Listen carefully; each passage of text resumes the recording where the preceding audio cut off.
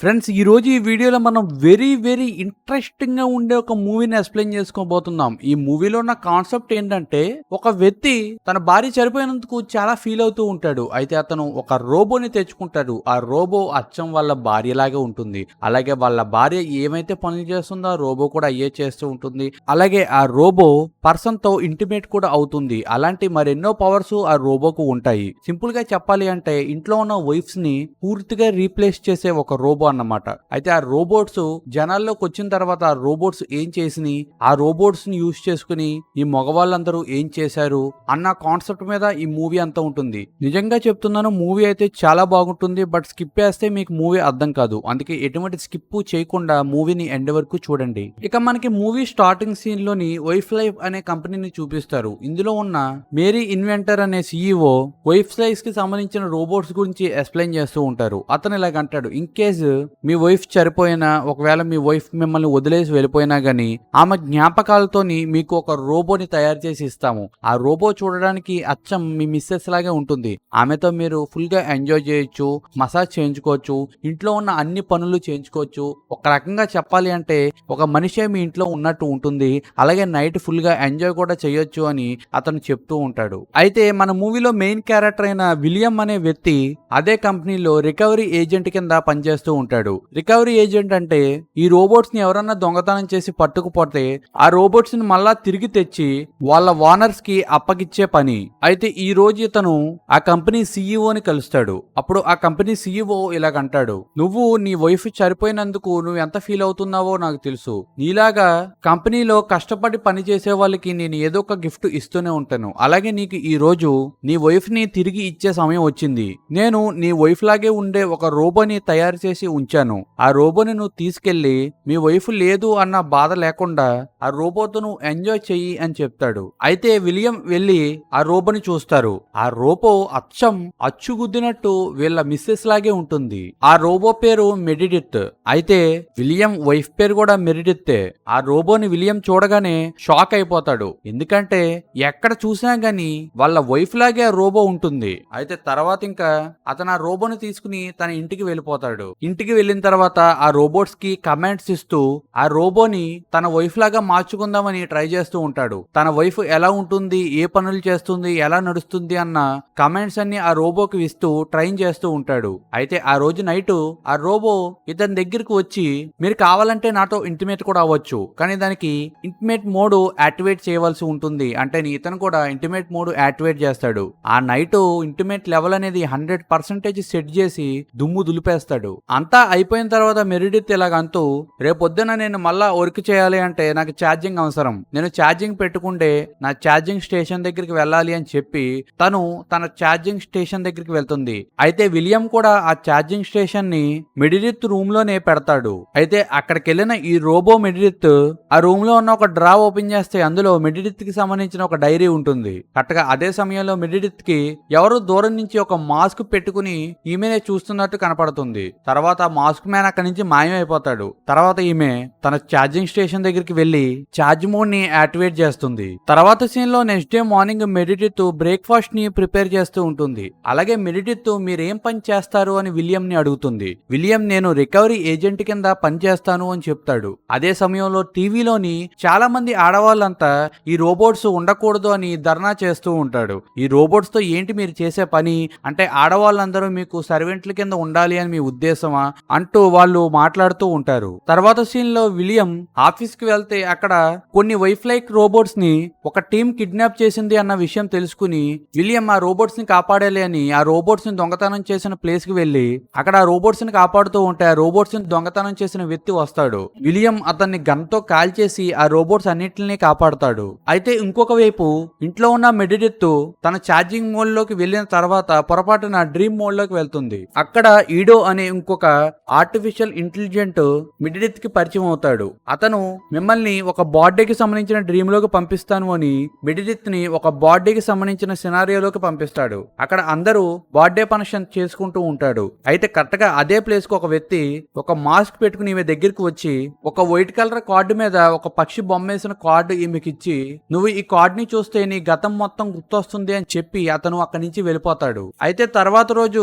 William office కి వెళ్తే అక్కడ కొన్ని రోబోట్స్ వింతగా ప్రవర్తిస్తూ ఉంటాయి. అయితే వాటి గురించి అక్కడ డిస్కషన్ జరుగుతూ ఉంటుంది. ఇంకొక వైపు మెరిడిత్ తను సైకిల్ తొక్కుకుంటూ అక్కడున్న ఏరియాలో తిరుగుతూ ఉంటుంది. కరెక్ట్ గా అదే సమయంలో ఎదురుగా లూయిస్ అనే ఒక అమ్మాయి ఎదురొస్తుంది. ఆమెను చూడగానే మెరిడిత్ తప్పించబోయి తుప్పల్లోకి సైకిల్ ని పెట్టి పడిపోతుంది. అప్పుడే లూయిస్ మెరిడిత్ దగ్గరికి వచ్చి, నీకు ఉన్న టైం తక్కువ, త్వరగా నీ గతాన్ని గుర్తు తెచ్చుకో అని చెప్పి అక్కడి నుంచి వెళ్ళిపోతుంది. కరెక్ట్ గా అదే విషయాన్ని మెరిడిత్ విలియం తో చెప్తుంది. అయితే విలియం అది విని, ఇవంతా కామన్, ఎందుకు అంటే మీ రోబోట్స్ ఆడవాళ్ళని బీట్ చేసే పవర్ ఉన్నవాళ్ళు, అందుకే ఆడవాళ్ళందరూ కుళ్ళిపోయి మీకు ఇలాగా తప్పుడు మాటలు చెప్తూ ఉంటారు, అలాంటి పట్టించుకోకు అని అంటాడు. అదే రోజు నైట్ మెరిడిత్ ఛార్జ్ అవుతూ డైరీని చదువుతూ ఉంటుంది. ఆ సమయంలోని మెరిడిత్ కి సంబంధించిన డైరీ మెరిడిత్ అయిన రోబో చదువుతూ ఆ డైరీలో ఉన్న పదాలకి ఈమె ఇంప్రెస్ అవుతూ తనను తాను సెల్ఫ్ సాటిస్ఫై చేసుకోవాలి అని అనుకుంటుంది. కానీ తనను తాను సెల్ఫ్ సాటిస్ఫై చేసుకునే పర్మిషన్ ఆమెకి ఉండదు. ఇక ఆమె ఆ డైరీని పక్కన పెట్టేసి తను డ్రీమ్ మోడ్ లోకి వెళ్ళిపోతుంది. అయితే అక్కడ ఈడో ఒక ప్లేస్ కి మెరిడిత్ ని పంపిస్తాడు. ఆ ప్లేస్ లో కూడా మాస్క్ మ్యాన్ వచ్చి నీ గతాన్ని గుర్తు తెచ్చుకో అని మెరిడిత్ మీదకి చాలా కోపంగా వస్తాడు. కరెక్ట్గా అదే సమయంలో మెరిడిత్ నిద్ర లేస్తుంది. విలియం కూడా మెరిడిత్ దగ్గరికి వచ్చి నీకేమైంది అని అడుగుతూ ఉంటాడు. ఇక్కడతో సీన్ కట్ చేస్తే తర్వాత సీన్ లో విలియం ఒక మాల్ ఫంక్షనింగ్ అయిన రోబోని వెతుక్కుంటూ వెళ్తాడు. అయితే ఆ రోబో దొరుకుతుంది. ఆ రోబో దగ్గరికి వెళ్లి నువ్వు వైఫ్లై కంపెనీ దగ్గరికి రావాలి అని విలియం అంటేని ఆ రోబో నేను అక్కడికి రాను, ఇప్పుడు వరకు నా మైండ్ లో ఉన్న ఎన్నో ఆలోచనల్ని వాళ్ళు చెరిపేస్తూ ఉన్నారు, అలాగే నాకు నా హస్బెండ్ కూడా నచ్చటం లేదు, మీరు అక్కడికి రమ్మంటే నేను రాలేను, ఒకవేళ మీరు తీసుకెళ్తాను అంటే నాకు సూసైడ్ తప్ప వేరేది ఆప్షన్ లేదు అని పరిగెట్టుకుంటూ వెళ్లి అద్దం పగలగొట్టుకుని కిందకు దూకి ఆ రోబో సూసైడ్ చేసేసుకుంటుంది. ఇంకొక వైపు ఇంట్లో ఉన్న మెరిడిత్ ని లూయిస్ వచ్చి కలుస్తుంది. ఆమె ఇలాగంటుంది, నీకు డ్రీమ్ లో కనిపిస్తున్న మాస్క్ మ్యాన్ పేరు వచ్చేసి క్వీన్, అతను నిన్ను కలవాలి అనుకుంటున్నాడు అని చెప్తూ ఉంటుంది. కానీ మెరిడిత్ నువ్వెవరో నాకు తెలియదు, మర్యాదగా ఇక్కడి నుంచి నువ్వు వెళ్ళకపోతే నేను పోలీసులకు కాల్ చేస్తానని అనడంతో ఆమె కూడా అక్కడి నుంచి వెళ్ళిపోతుంది. తర్వాత సీన్ లోని విలియం మేరీ ఇన్వెంటర్ తో మాట్లాడుతూ ఉంటాడు. విలియం ఇలాగంటాడు, ఒక రోబో తను తన హస్బెండ్ తో ఉండలేను అని చెప్పి సూసైడ్ చేసేసుకుంది. ఆ రోబో స్వయంగా ఆలోచించింది. ఒకవేళ అన్ని రోబోలు అలాగా స్వయంగా ఆలోచిస్తే పెద్ద ప్రాబ్లం అవుతుంది, ఆ రోబోట్స్ వాళ్ళ హస్బెండ్స్ ని చంపేస్తాయి అని విలియం అంటూ ఉంటాడు. కానీ మేరీ ఇన్వెంటర్ అది ఏదో ఒక చిన్న ఎర్రర్ ద్వారా అలా జరిగి ఉండొచ్చు, అన్ని రోబోట్స్ కి అలాగైతే జరగవు, నువ్వు ఇవేమీ ఆలోచించకుండా నువ్వు వెళ్ళి నీ వైఫ్ లైక్ రోబోతో ఎంజాయ్ చేయని చెప్తాడు. తర్వాత సీన్ లో ఇంకా విలియం కూడా ఇంటికి వెళ్ళిపోతాడు. అయితే అక్కడికి వెళ్ళిన విలియం తో మెరిడిత్ లూయిస్ గురించి చెప్తుంది. విలియం కూడా దీన్ని ఎలాగైనా సాల్వ్ చేయాలి అని తన కొలీగ్ అయిన జాక్ ని పిలిచి మెరిడిత్ ని డ్రీమ్ లోకి పంపిస్తాడు. అయితే ఆ డ్రీమ్ లోకి వెళ్ళిన మెరిడిత్ ఆ మాస్క్ మ్యాన్ ని కలుస్తుంది. ఆ మాస్క్ మ్యాన్ పేరు క్వీన్ అని అప్పుడే మనకు తెలుసు. అయితే అతను ఆ డ్రీమ్ లో తన మాస్క్ ని రిమూవ్ చేస్తాడు. తన మాస్క్ ని తీయగానే మెరిడిత్ కూడా నిద్ర నుంచి బయటికి వస్తుంది. మెరిడిత్ అతనిని ఎప్పుడో చూసినట్టు ఉంది అని చెప్తుంది. అయితే విలియం కూడా ఏమాత్రం లేట్ చేయకుండా మెరిడిత్ కి డ్రీమ్ లో కనిపించిన ప్లేస్ దగ్గరికి వెళ్తాడు. అక్కడ నిజంగానే క్వీన్ దొరికేశాడు అని అనుకుంటాడు. తన దగ్గర ఉన్న గన్ తోని అతన్ని కాలుస్తాడు. కానీ అది ఒక మ్యానిక్యూన్. అయితే ఈ సిచ్యువేషన్ లోని విలియం కి చాలా కోపం వస్తుంది. ఇక విలియం కూడా డ్రీమ్ లోకి వెళ్ళాలి అని రెడీ అవుతాడు. మెరిడిత్ తో పాటు డ్రీమ్ కి వెళ్లేటప్పుడు విలియం మెరిడిత్ ఇలాగ అంటాడు, బ్యాటరీ 10% రాగానే నువ్వు నిద్ర నుంచి బయటికి రావాలి, లేకపోతే నీకు నాకు కూడా ప్రమాదమే అని చెప్తాడు. ఇక వీళ్ళిద్దరూ డ్రీమ్ లోకి వెళ్తాడు. అయితే మెరిడిత్ ఆ డ్రీమ్ లో కూడా ఆ క్వీన్ ని కలుస్తుంది. కరెక్ట్గా అదే సమయంలో వెనక నుంచి విలియం కూడా వచ్చి మెరిడిత్ ని దూరంగా వెళ్ళిపోమని అంటాడు. అక్కడ విలియము అలాగే క్వీన్ చాలా దెబ్బలాడుకుంటాడు. ఒకవైపు ఏమో మెరిడిత్ అక్కడ ఉన్న ఒక డోర్ ని ఓపెన్ చేస్తే ఒక పార్టీ లొకేషన్ లోకి వెళ్ళిపోతుంది. వీళ్ళిద్దరూ కూడా దెబ్బలాడుకుంటూ ఆ పార్టీ లొకేషన్ లో పడిపోతాడు. అక్కడ వీళ్ళిద్దరికి చాలా పెద్ద ఫైట్ జరుగుతూ ఉంటుంది. ఒక పక్క నుంచి విలియం నువ్వు దూరంగా వెళ్ళిపో అని మెరిడిత్ కి చెప్తూ ఉంటాడు. అయితే మెరిడిత్ బాగా దూరంగా వెళ్లకుండా ఒక దుక్కు నుంచి అంతా చూస్తూ ఉంటుంది. కరెక్ట్గా అదే సమయంలోని మెరిడిత్ బ్యాటరీ పర్సంటేజ్ కూడా 10% కి వచ్చేస్తుంది. అయినా కానీ మెరిడిత్ నిద్ర లేకుండా ఇంకొద్దిసేపు చూస్తూ ఉంటుంది. ఫైనల్ గా మెరిడిత్ ఆ నిద్ర నుంచి బయటికి వస్తుంది. ఆమె బయటికి రాగానే పక్కనే పడుకున్న విలియం కూడా ఆ డ్రీమ్ నుంచి బయటకు వస్తాడు. డ్రీమ్ నుంచి బయటకు వచ్చిన విలియము మెరిడిత్ ని తిడుతూ, నీకు నేను చెప్పాను కదా 10% దాకా బ్యాటరీ వచ్చేంత వరకు డ్రీమ్ లో ఉండొద్దు అని, నువ్వు ఎందుకున్నావని అతను అంటూ ఉంటాడు. తర్వాత రోజు మెరిడిత్ మెమోరీని క్లీన్ చేయడానికి వైఫ్ లైఫ్ కంపెనీకి పంపిస్తాడు. అక్కడ మెడిడిత్ లాగే ఇంకా చాలా రోబోట్స్ ఉంటాయి. అక్కడికి వెళ్ళిన మెడిడిత్ మిగతా రోబోట్స్ అన్నిటిని పలకరిస్తుంది. అక్కడున్న రోబోట్స్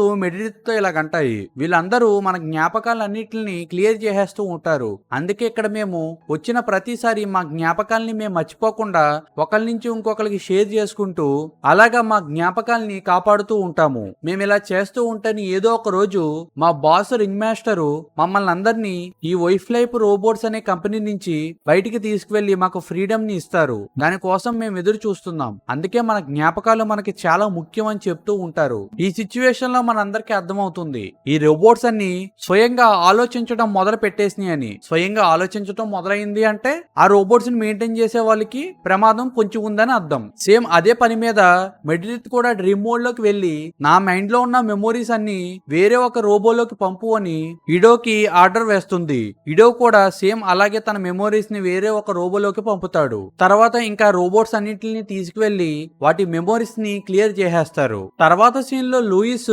జాక్ గర్ల్ ఫ్రెండ్ అయిన హాలీని కలిసి తనకి ఒక యుఎస్బిని ఇచ్చి ఆ యుఎస్బిని జాక్ కి ఇవ్వమని చెప్తుంది. ఇంకొక వైపు మెడిడిత్ తన డ్రీమ్స్ అన్ని రీస్టోర్ చేసుకుంటూ మొదలు పెడుతుంది. తనకి అలాగే విలియం కి క్వీన్ కి ఉన్న మధ్యన ఉన్న సంబంధాలన్నీ తను రీస్టోర్ చేసుకుంటూ ఉంటుంది. ఇక్కడే మూవీలో ఒక ట్విస్ట్ వస్తుంది. లూయిస్ ఇచ్చిన యుఎస్బి డిస్క్ ని జాక్ చూసి విలియం దగ్గరికి వెళ్లి జాక్ ఇలాగ అంటాడు, నువ్వు ఎంత దుర్మార్గుడువో నాకు తెలిసిపోయింది. నువ్వు ఒరిజినల్ మెడిడిత్ బాయ్ ఫ్రెండ్ అయిన క్వీన్ ని చంపావు. నువ్వు ఇంతకు దిగజారుతావా? నువ్వు చేసిన తప్పు నాకు వీడియో ప్రూఫ్స్ తో దొరికింది అని అతను చెప్తూ ఉంటాడు. కరెక్ట్ గా అదే సమయంలో విలియము తన జేబులో ఉన్న గన్ తీసి జాక్ ని కాల్చి చంపేస్తాడు. అయితే కరెక్ట్ గా అదే సమయంలో అక్కడికి మెడిడిత్ వచ్చి నువ్వు జాక్ ని చంపేస్తే సరిపోతుందా? నువ్వు గతంలో ఏం చేసావో అంతా నాకు తెలుసు. నువ్వు క్వీన్ ని చంపాక మెడిడిత్ పై కామంతో తనని లొంగ తీసుకుందామని ప్రయత్నించావు. కానీ తను ఎప్పటికీ లొంగకపోవడంతో తనను కూడా నువ్వు ఊపిరాడకుండా చేసి చంపేశావు. చనిపోయిన ఆమె వేలికి ఒక ఉంగరాన్ని తొడిగి జనాలందరికీ నేనే మెడిడిత్ సీక్రెట్ హస్బెండ్ ని అన్నట్టు జనాలందరికీ పోర్ట్రే చేశావు అని అంటూ ఆమె అన్ని చెప్తూ ఉంటే ఆమెకి కోపం చాలా పెరిగిపోతుంది. ఆ దెబ్బకి విలియం ని పట్టుకుని నేలకేసి కొట్టి తన ఒంట్లో ఉన్న బోన్స్ అన్ని విరిచి విలియం ని చంపేస్తుంది. తర్వాత సీన్ లో మెడిడిత్ తనలాగా ఉండే చాలా రోబోట్స్ ని కలిసి వాళ్ళందరితో ఇలా చెప్తూ ఉంటుంది, మనం అందరం ఫ్రీడమ్ కోసం బతుకుతున్నాం, మనల్ని వీళ్ళు యూజ్ చేసుకుంటున్నారు అని ఆమె అక్కడ ఉన్న వాళ్ళందరినీ గైడ్ చేస్తూ ఉంటుంది. ఈ సిచ్యువేషన్ లోనే మనకు తెలుస్తుంది ఆ రింగ్ మాస్టర్ మరి ఎవరో కాదు మెడిడిత్తే అని. మెడిడిత్ ఇలాగ అంటూ ఉంటుంది, ఇప్పటి నుంచి మన మెమోరీస్ ని ఇంకెవరు ఎరేస్ చేయలేరు, మనకి మనమే బాసు అని అక్కడ ఉన్న రోబోట్స్ అన్నిటికీ చెప్తూ ఉంటుంది. మరొక వైపు wife life's CEO Mary inventor తన కస్టమర్స్ తో ఇలా చెప్తూ ఉంటాడు, మన రికవరీ ఏజెంట్ విలియం ని తెలివి మీరిన ఒక రోబో గ్యాంగ్ చంపేసింది.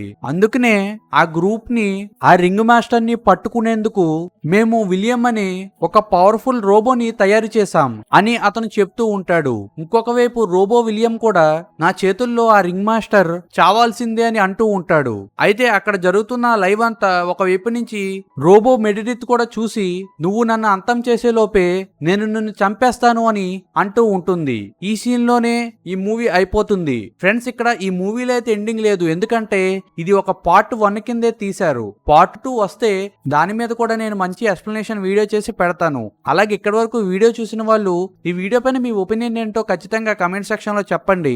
నిజంగా ఇలాంటి రోబోట్స్ వస్తే వాటితో మీరేం చేస్తారో కూడా కమెంట్ సెక్షన్ లో చెప్పండి.